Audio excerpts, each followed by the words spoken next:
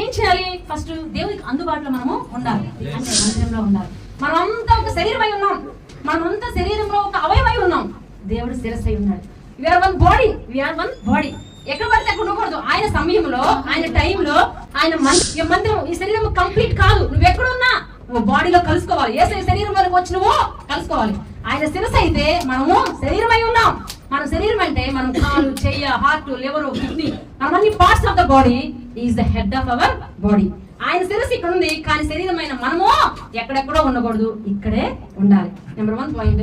Next ఏంటంటే, ఎప్పుడు అన్ని రిలేషన్స్ కన్నా, అన్ని బంధాల కన్నా important relation is the God relation, భర్త రిలేషన్, పిల్లల రిలేషన్, అన్ని బంధాల కన్నా ఇట్స్ వెరీ వెరీ ఇంపార్టెంట్.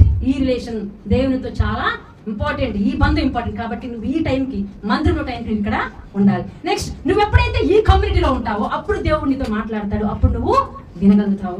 దేవుడితో మాట్లాడాలంటే దేవుడికి అందుబాటులో నువ్వు ఉండాలి. నేను ఇక్కడ ఉన్నాను, చక్కగా మాట్లాడుతుంటే మీరు చక్కగా వింటారు. నేను ఇక్కడ నా మాట పక్కన ఫ్లాట్ లో వినపడదు, మరి నాకు అందుబాటులో లేరు, నా దగ్గర లేరు, నా కమ్యూనిటీలో లేరు. So they cannot hear my voice and they cannot get the answer.